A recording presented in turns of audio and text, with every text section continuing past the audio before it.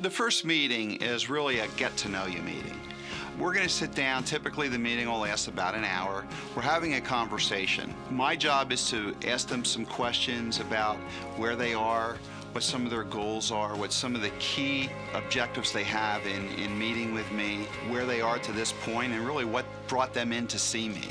And now I'm at the point in my career where I have a lot of people that are dependent upon me to provide them with all the guidance and all the advice that we do on a day-to-day basis.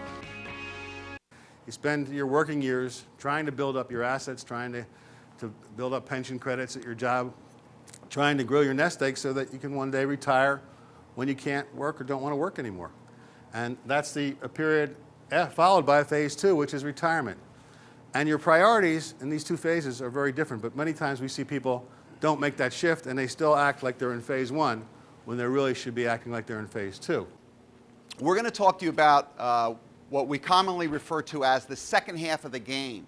And what I mean by that is you're working your entire life towards retirement, and I'm assuming that most of you are, at that age where you're starting to consider some of your options as you move into retirement.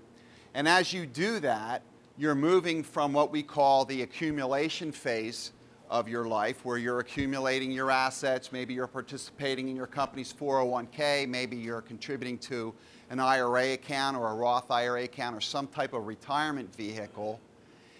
And now, as you retire, you're transitioning into the distribution phase, or the part where you're going to need income in retirement. So we're going to talk about some different ways to do that with an emphasis on Social Security. Hi, and welcome to Financially Speaking with Jeff Bush. Before I toss it over to my partner, Jeff Bush, to talk to you about some very important information today regarding Social Security, I just wanted to thank the community of Pottstown for such a strong response to our show. We had a number of people that have been contacting us and following up on some of the offers that we made for free information. And it's good to know that we're getting information out there that can help people financially. Hello, Barry, and welcome to the show. Yes, it is. It's great. The response has been, I guess, overwhelming is the best way to describe it. It's nice to know that people are watching us not only here in the Pottstown area, but also worldwide. Our show is, in addition to being broadcast here on PCTV, it's also on the PCTV website. Plus, it's on our website. So we're truly worldwide. So whether you're here in Pottstown or in Seattle or Singapore, as they say, you can watch our show. I want to concentrate on Social Security again, and I know we did a couple of our early shows on Social Security, Barry, and I know that's been getting a lot of interest. And I think it's important just to kind of circle back on that, because in our practice, it's such an integral part of what we do, and it's such an important part of income planning. And as folks face retirement, this is a critical decision that they're going to be making. Well, it's a good point, and and before we really get into the Social Security, some of the options that are available that most people don't really know about, let's talk a little bit about Informed Family Financial Services, just kind of people know who we are. About us, the Swish. Well, Barry, time marches on. You and I formed Informed Family Financial 14 years ago. We felt that people facing retirement needed an independent voice, so to speak. They needed someone to help them navigate through some very difficult decisions in retirement. And our mission has always been to get the message out there. We've done over 200 public seminars. We did a radio show on 2 stations. We've been published in various newspapers over the years, and of course here we are now doing TV. Not only locally, but also on the World Wide Web, so to speak. So it's been quite a journey. Right, and we have several offices that people can meet with us at if they want to follow up, or.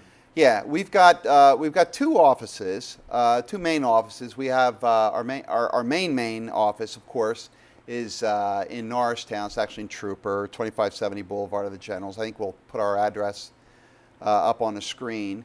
And then in addition to that, we've got a presence right here in Pottstown, right downtown on the corner of High and Hanover Street, 152 East High Street. Most people know of the old big brick building with the Brick House Tavern on the first floor. So we're up on the fourth floar. That's the old Security Trust building, right? Yep, the old bank, the old Security Trust building, the old bank building. If you walk into the restaurant, you feel like you're walking into the lobby of a bank. They still got the old safe there. This restaurant, this bank serves beer and hamburgers, so it's even better, right? Yeah. So we're up on the fourth floor. So we really like being in Pottstown. It's a nice town to do business. Of course, I live here, right in town. I've lived here for over 20 years, and my kids all go to school here, and it's sort of entrenched here in the community. So it's nice to have both offices so that we can serve a wide variety of people over, spread ourselves over a pretty wide geographical area. That's great. We want people to know that, I'm sure a lot of people know you from various activities. I know you're big in swimming and the Hillside Pool that for many years. Hillside Aquatic Club. Hillside Aquatic Club. Sorry about that. And so you're known in the community as Jeff Bush, kind of family guy, supporting your kids' activities, and you and Diane do a lot of good things. Many people don't know this is your main business. Yeah, this is your business. They might not recognize me with a suit on. Without his clothes on, you recognize Jeff immediately if you're in the swimming community. I don't know. But with his clothes on, it's kind of tough. We might have to edit that. But anyway, so talking about Social Security, the reason why this is so important, Barry, is the typical married couple will derive about 37% of their income from Social Security in retirement. The other factor that I think is important to mention is if you think in terms of getting let's say you get a Social Security benefit of $2,500 a month, right? That's $30,000 a year. Okay. Okay. So if you figure that you're making, let's say, realistically, or maybe a little optimistically, you're making 5% on your money. That really equates to managing a $600,000 asset. Wow.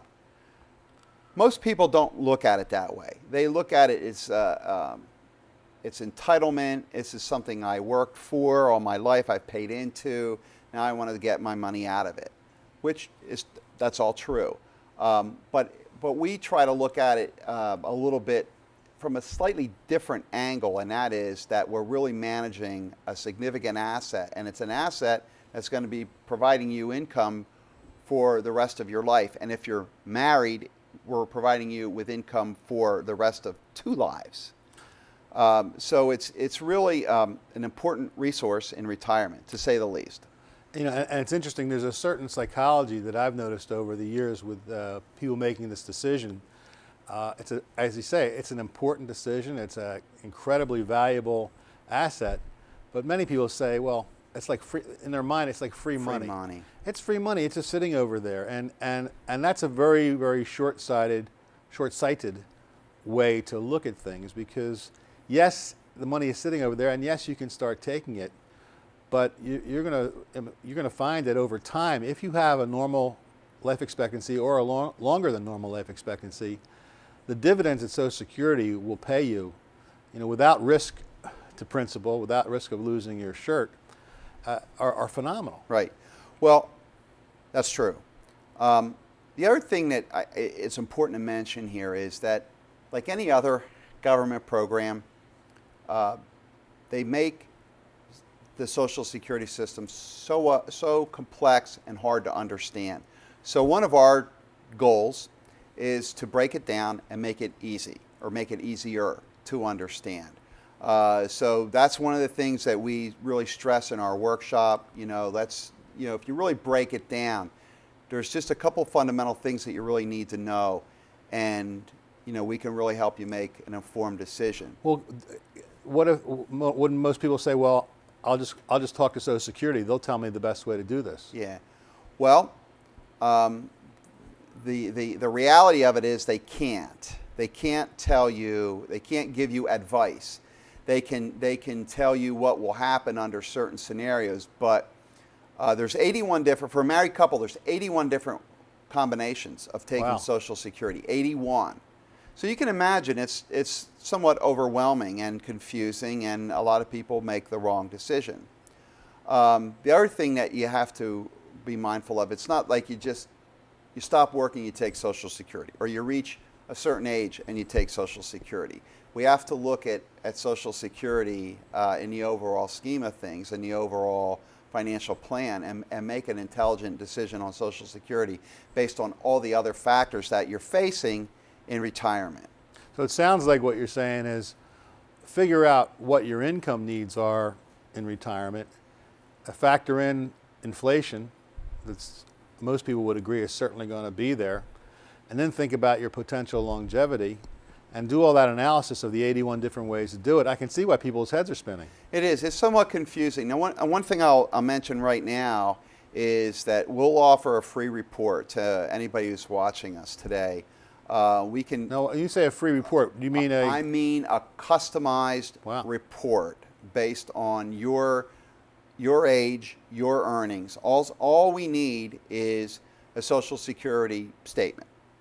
And if you give us a Social Security statement, we can pretty much run and do the rest. We can run a free report which shows you, the impact of taking Social Security at various ages throughout your life. You could take Social Security at your full retirement age, or you could take it earlier, or you can take it later. So we can show you the impact of that, and also if you're married, the impact of taking a spousal benefit. That's where it really gets kind of overwhelming, I think, with choices. And one of the things when we do a Social Security analysis for a particular person or couple, it really doesn't give them the 81 choices. It's going to help pick out maybe the recommended best way, that maybe another way or two that might work as well, given maybe different circumstances. But at least narrow down your choices to where it's manageable. Right.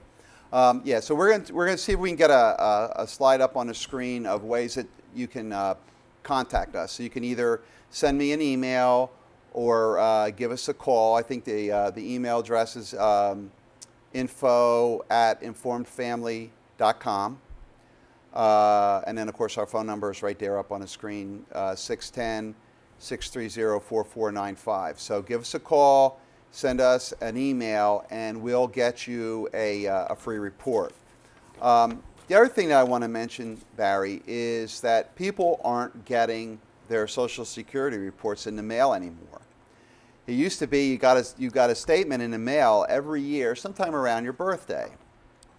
And about 4 years ago, the Social Security Administration stopped doing that for cost reasons. I mean, it's costly to print and mail those reports to everybody who's paid into Social Security. So now what they do is they make that information available on their website. So we'll see if we can put the website up on the screen. It's really, if you go to ssa.gov, www.ssa.gov/estimator, you can do a calculation on your own Social Security benefit.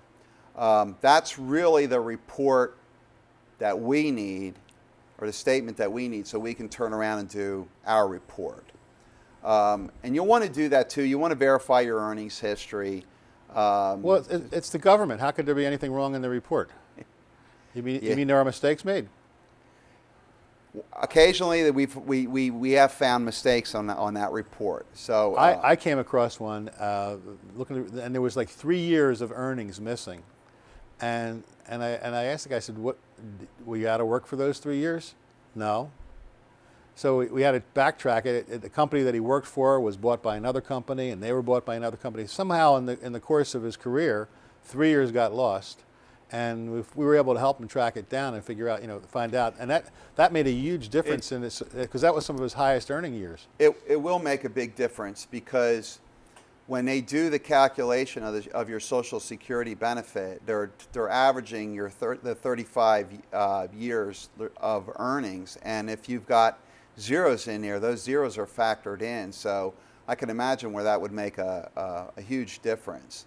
I want to talk a little bit about longevity and how that affects Social Security benefits. Because one thing that we have found in our practice over the years is that people in general vastly underestimate how long they're going to live in retirement. So we have a slide here we're going to put up that shows life expectancy. So if you retire at 65, let's say, typical worker retires at 65, your life expectancy is 21 years. That's just normal life expectancy, okay? So that gets you to 86. Now, I would venture to say most people don't vision themselves living to age 86, but the reality of it is more and more people are living longer and longer. With advancements in healthcare, with people just taking better care of themselves, the evolution of our society, people are just living longer, and more people are living into their 90s. So what does that mean with respect to Social Security? Well, when you talk about your Social Security benefit, your baseline benefit starts at your full retirement age, okay? So if you were born in 1952, or I should say, 1954 or earlier, your full retirement age is what? 66, okay? If you were born in 1960 or later, your full retirement age is 67. Okay, so now if you were born sometime in between there, it's somewhere between 66 and 67. Okay, so your full retirement age, and all your calculations are based on you retiring at, we're going to say, for discussions today, we're going to say 66. Mm-hmm. Okay, now, Barry, if you decide that you want to take your Social Security benefit a year early, when you're 65, how much of a reduction are you going to get? I don't know. 7%. Wow. About 7%. Okay, so for every year that you take it early, you're gonna lose about 7% of your benefit permanently. Okay, so if you retire at 64, you're looking at somewhere between 13 and 14% reduction in benefit. 63, somewhere around 20 to 21%, and 62, you're looking at about a 26% reduction in your benefit permanently. Wow.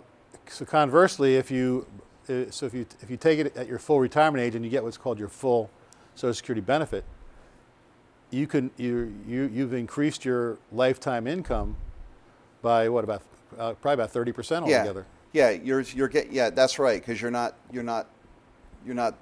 discounting it back if you take it early.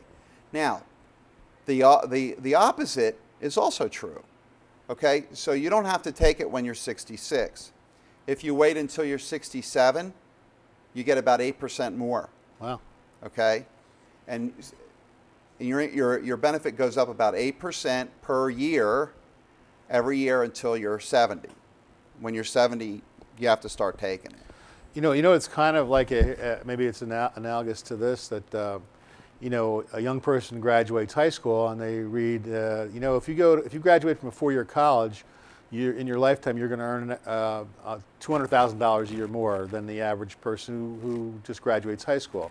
And they say, well, you know what? I'm going to sacrifice. I'm going to spend the next 4 years in college. Maybe I won't have as much money in my pocket during those 4 years, but when I get out, I'll have increased my lifetime income considerably. So I guess the psychology comes in with Social Security. Say, well, you think the same logic would apply? Where else can I get an investment that's going to, increase by 8% right. every year, regardless of whatever's going on in the stock market? And that's where we come in, because the reality of it is you have to live. You need income. So we have to figure out, if you're going to delay your Social Security benefit, where's the income going to come from? Because if you're not working, it's got to come from somewhere. And again, before I get into the next segment, I want to again mention that free report, because this is important. We're offering a free report to anybody who's watching our show today. If you want to send me an email or give us a call, we'll send you a free report based on a free customized report based on your information, based on your Social Security data, which shows you some various scenarios for taking Social Security. Now, the next thing I want to get into, Barry, is spousal benefits. Spousal benefits can be a very integral strategy on taking Social Security. So a simple example would be, let's look at a couple that they're both age 66, husband and wife, both 66, so they're both at full retirement age. Okay. So, and let's say they both stop working. Now, the wife, let's say, let's in this example say that the husband was the larger earner, and the wife had a smaller earnings than the husband. Okay, so the wife can take her full retirement age, her full Social Security benefit at age 66. The husband, instead of taking his benefit, he can take a spousal benefit. So in other words, that won't hurt him in any way? The way it works is he'll take a spousal benefit, which is equal to 50%. So he'll get 50% of her benefit. Okay. So if his benefits say $2,000 and her benefits $1,000, she goes ahead and collects her benefit of $1,000. He doesn't take his benefit. He takes half of hers. He gets $500. Okay. Okay. So he'll get $500. All right. Now, meanwhile, while he's doing that, he gets what we call delayed credit. Oh. Okay, delayed credit. So he can do that for 4 years. And over the course of those 4 years, that $2,000 a month benefit will grow by 8% per year. Wow. So just to do the quick math, that's, you said $2,000 a month, that's $160 a month that he'll be getting extra per year every year that he waits. So if we can make the numbers work, if we can make when I say make the numbers work, have enough income to live in retirement, you can get significantly more when you retire if you wait until age 70. Now, so it's going to go up about 32%, his benefit. So roughly a third. So his $2,000 a $2,000 a month benefit's going to go to up to almost $3,000 a month. No, almost $2,900 maybe. Yeah, no, 32% would be about $660, something like that. So he'll be up around somewhere between $2,600 and $2,700 a month. That's a lot when you consider now it's over. You think, well, that's just over his lifetime, but it's not, because we also have to take into consideration that at death, the larger check prevails.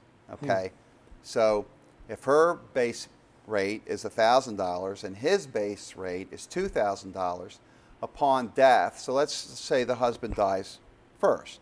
Often the case. Mostly the case, right? The husband typically dies first. The wife will then get his check, so she'll forfeit her Social Security benefit, and she'll get his Social Security benefit, which is larger, and she'll get that for the rest of her life. Okay, so by doing just that one strategy for 4 years, take just that spousal benefit, and then you're going to increasing your benefit by 32%.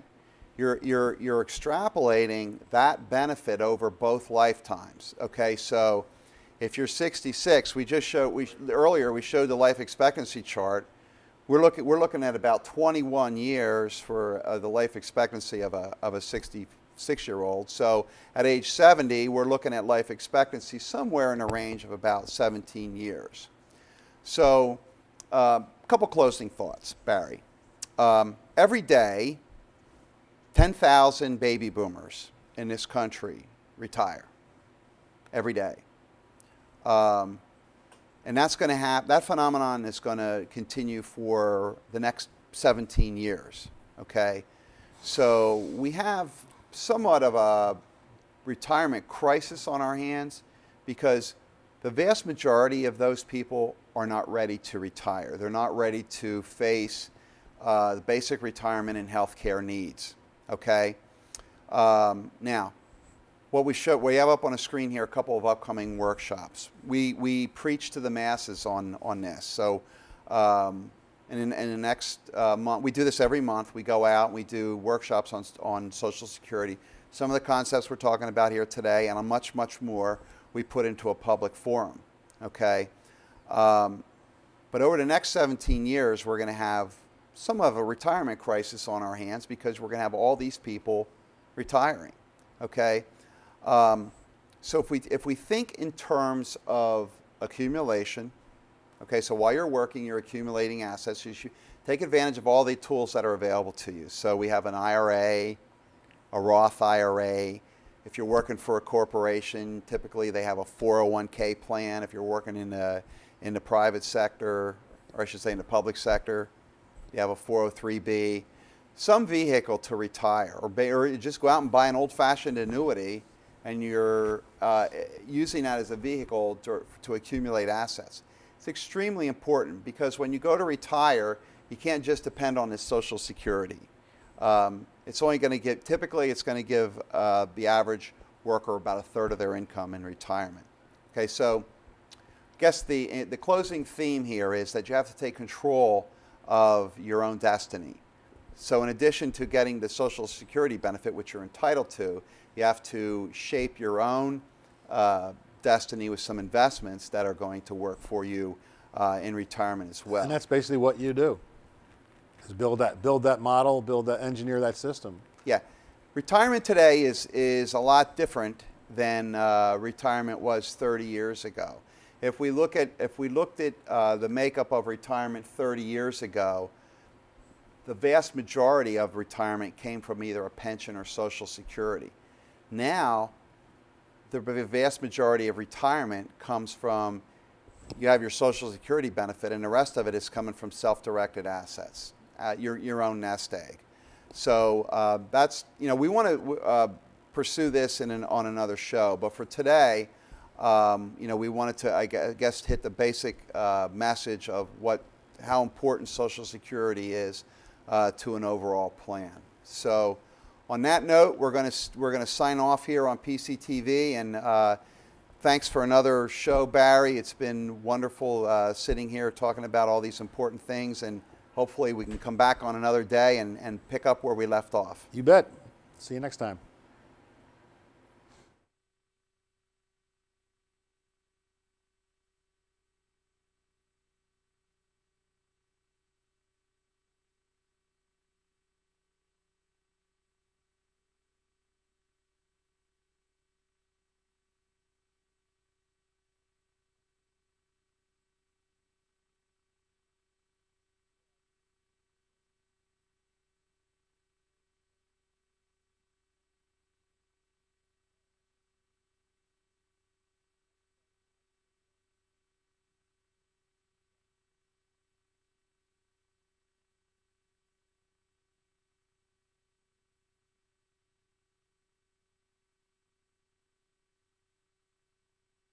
In failure. Thank you so much.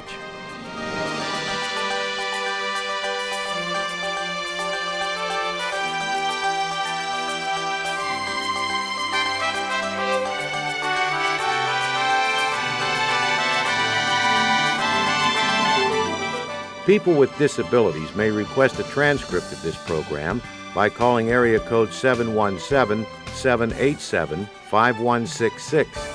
The TTY number is 1-800-364-1581.